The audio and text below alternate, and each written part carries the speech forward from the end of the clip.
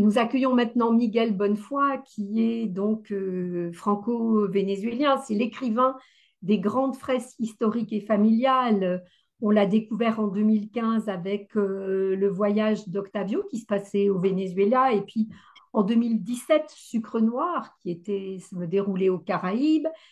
En 2021, il a reçu le prix des libraires en France pour son roman Héritage, qui était une grande saga qui partait du Jura et qui allait jusqu'au Chili du temps de la dictature de Pinochet. Et aujourd'hui, cet automne, donc, Miguel Bonnefoy nous ramène donc au Venezuela dans une grande épopée familiale qui est peut-être plus personnelle que les autres, puisque j'ai entendu que vous aviez dit, Miguel Bonnefoy, que c'était l'histoire incroyable de votre grand-père. Donc, on suit l'histoire d'Antonio. C'est un enfant abandonné sur les marches d'une église, et c'est une mendiante muette qui le recueille. Elle ne sait pas trop qu'en faire, mais elle se dit que peut-être ça va lui apporter quelques sous que de l'accueillir. Et elle ne se doute pas en accueillant cet enfant qui va avoir un destin absolument incroyable. Donc Antonio est élevé dans la misère noire. Il sera vendeur de cigarettes, porteur sur les quais, domestique dans une maison close.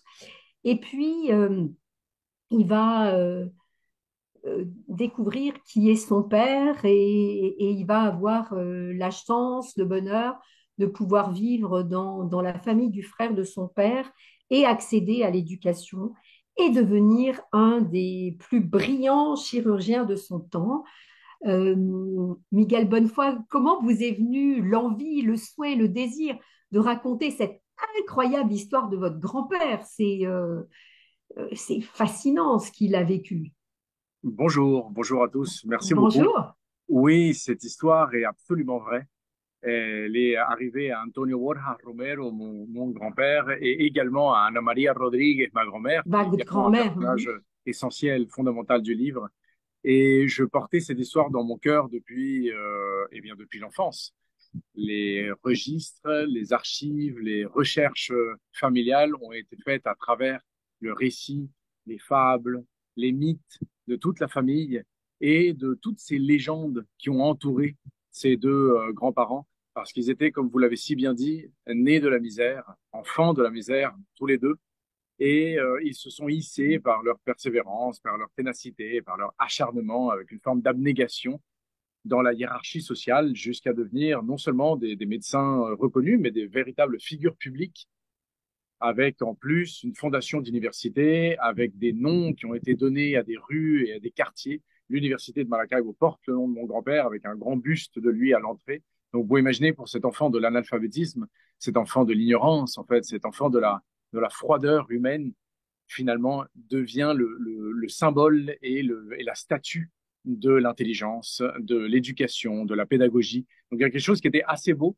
Et souvent, la réalité, eh bien, peut se permettre le luxe d'être invraisemblable, d'être folle, d'être extraordinaire, alors que la fiction, elle, ne peut pas se permettre ce genre de beauté.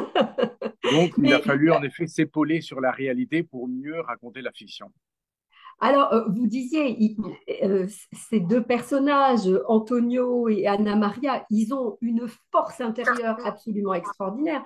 Mais ce qui est quand même aussi passionnant dans votre roman, c'est aussi les personnes qu'ils rencontrent. C'est qu'à des moments clés de leur vie, ils vont rencontrer des gens qui vont pas les aider, mais qui vont oui, qui vont les aider, mais qui vont aussi leur donner une ouverture, une clé pour se projeter. Absolument, absolument. Il y a beaucoup de personnages dans le livre, tantôt vrai, tantôt faux. Et il a fallu, bien entendu, comme toute personne qui écrit sur la réalité, on parlait de Pérez Reverte juste avant, ou quels sont les choix que tu fais de la fiction pour pouvoir mieux raconter la réalité. Eh bien, même spectacle pour moi, il a fallu que je marche comme un funambule d'une façon très délicate et très méthodique pour voir qu'est-ce que je pouvais saisir de la réalité pour en faire un symbole, pour en faire une allégorie, et où je pouvais me laisser tenter par la fiction pour essayer d'arranger dans un procédé narratif eh bien une continuité romanesque. Lorsqu'il te faut absolument qu'un personnage de la misère finisse à l'école, alors il y a le mythe familial, bien entendu, mais si ce mythe familial est trop complexe et ça ne servira pas le texte de raconter ça, alors on se permet certaines infidélités, on se permet de s'éloigner un petit peu de la loyauté des faits et on invente, par exemple, un personnage qui devient un personnage en quelque sorte MacGuffin, vous voyez, un personnage béquille, qui est un personnage qui juste est là pour pouvoir permettre de s'encastrer une scène avec une autre. Et donc, ça a été ce jeu-là de prendre quelques personnages de la réalité et de les mettre en lumière, de les exhumer de l'oubli, et de l'autre côté, inventer quelques personnages pour mieux créer l'architecture fictionnelle. Antonio et Anna Maria vont avoir une enfant qui va s'appeler Venezuela. Oui, Et pour elle, ça va être terrible quand même de vivre, c'est pas à l'ombre, mais de vivre à côté de ses parents qui prennent toute la place, qui réussissent tout. Elle a un mal existentiel à vivre. Elle va devoir s'éloigner pour exister. absolument. Ce qui est fabuleux avec Maracaibo, qui est la ville où se passe toute cette histoire, qui est une des deuxièmes villes les plus importantes du Venezuela, à l'ouest du Venezuela, au lac de Maracaibo, et c'est que c'est une ville qui a vraiment été, qui s'est transformée avec la découverte du pétrole dans les années 20 et qui est passée d'un petit village de pêcheurs, de glaneurs et de maïs à devenir une des cités babéliques les plus extraordinaires où sont venus tous les investisseurs, tous les banquiers, toutes les personnes qui voulaient acheter des concessions pétrolières. Et ça s'est développé en 10 ans, ça a étendu 7 fois sa superficie. Ce que je trouvais beau aussi, c'était de pouvoir parler également dans une sorte de système presque métaphorique, dans un système de miroir de ces personnages, Antonio et Anna Maria, qui, nés de rien, également, brusquement, soudainement, deviennent quelqu'un en apprenant un petit peu la médecine et en devenant des personnages importants. Donc il y avait une sorte de jeu de miroir entre les deux. Et face à cette renommée torride, face à cette réputation de figure publique qu'ils avaient, face à aussi à cette force de caractère. Mon grand-père, Antonio Guerra Romero, était un lion furieux et ma grand-mère était une sorte de taureau aveugle qui avançait corne devant sans réfléchir. Eh bien, vous pouvez imaginer que pour une fille, face à tout ça, il a fallu en effet s'affranchir peut-être de cette grandeur pour pouvoir elle-même devenir quelqu'un, pour trouver sa propre identité. Il fallait s'éloigner de ces couleurs étonnantes pour trouver sa propre couleur. La meilleure manière était d'être dans l'ombre de ces deux lumières-là. Et c'est pour ça qu'elle décide en effet de quitter Maracaibo et aller en France. Et elle est la première de toute une longue lignée du côté Antonio ou du côté Anna Maria à quitter Maracaibo et à découvrir le monde. Et elle devient naturellement diplomate. C'est ma mère, puisque moi je suis fils de diplomate. Elle devient diplomate, qui est la personne tout simplement eh bien, qui représente et qui participe au patrimoine d'un pays à l'étranger. Finalement, elle a fait la même chose.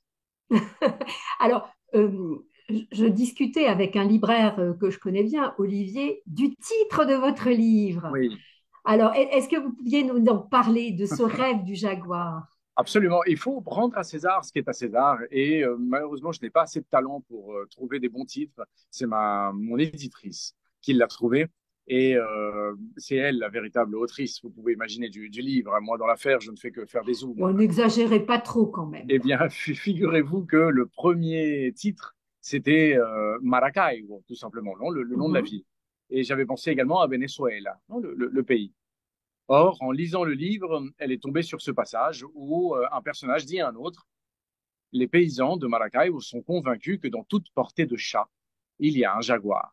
Et la mère, alors, l'isole pour l'empêcher de dévorer les autres. Alors, ce espèce de jeune chat se croyant jaguar se développe, se dilate, devient autre, s'émancipe différemment. On dit là-bas qu'on est tous fils d'un rêve de jaguar, car ce sont eux qui bâtissent les villes, ce sont eux qui font les grandes choses. Et en lisant le livre, elle me dit, écoute, qu'est-ce que tu penses de qu'on appelle le livre un truc du genre Jaguar Je lui dis, ah super, on pourrait prendre une couleur, genre par exemple jaune Jaguar. Elle me dit, non, non, ça fait bagnole, ça fait voiture. Et donc on s'est mis à réfléchir et elle m'a dit, que penses-tu du rêve du Jaguar? Et j'ai trouvé ça sublime parce que il y a cette belle, il y a ce beau vers de Jorge Luis Borges, l'écrivain argentin, qui dit, il faut toujours admirer les justes, ces hommes et ces femmes qui savent caresser un animal endormi. C'est beau ça, non? Ils savent Oui, c'est caresser un animal magnifique, endormi. oui. Eh bien, je trouve cette idée très belle, non? Le rêve d'un animal, non? Comment on caresse un animal endormi. Mais il y a beaucoup de jaguars qui sont nés dans votre famille, hein, quand même. Eh oui, que voulez-vous? C'est un malentendu. Eh ben, Miguel Bonnefoy, merci beaucoup.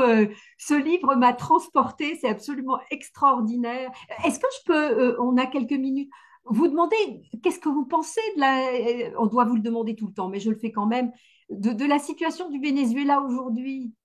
La situation est très délicate. Pour comprendre le présent d'un pays, il faut comprendre son passé. Et Mhm. donc, pour comprendre l'histoire vénézuélienne du dernier siècle, il faudrait une bouteille de vin et une soirée entière. Bon, bah Mais alors on va vous c'est inviter à Montréal à partager du vin et une soirée pour que vous nous absolument. racontiez le Venezuela. Eh bien, c'est tout à fait ça. Ben, merci beaucoup. Donc, Le rêve du jaguar c'est publié aux éditions Rivage. Merci, Fantastique. à Merci, bientôt, Bravo au Jean-Pièce. revoir. À très vite. Bravo.